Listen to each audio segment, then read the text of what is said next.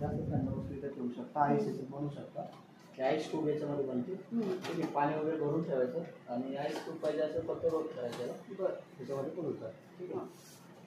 त्यानंतर हा refrigerator section आहे. याच्यामध्ये ना तुमची भाजी वगैरे असतं, दूध असेल तर भाजी इथं ठेवू शकता तुम्ही. फळ फ्रूट ठेवू शकता. आणि स्पेशल याला हे फ्रीजसाठी हा व्हेजिटेबल बॉक्स दिला आहे. ठीक आहे. सेपरेटमध्ये इतर नाही ठेवायच्या भाज्या वगैरे ते खराब होतील. ठीक आहे. हे पाणी बॉटल वगैरे तुम्ही ठेवू शकता.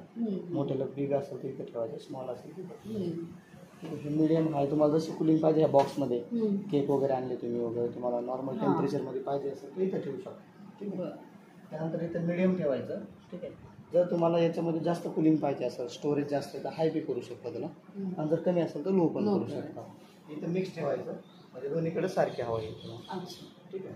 हा कुलिंग सेक्शन मॅक्स ठेवायचं. हा मॅक्स हे नॉर्मलवर ठेवून द्यायचं. काय करायचं जास्त हो नॉर्मल म्हणजे दोन्हीकडे सेटिंग सारखी द्यायची. जर तुम्हाला इथं जास्त थंड पाहिजे असेल तर मॅक्स करायचं. जास्त नाही.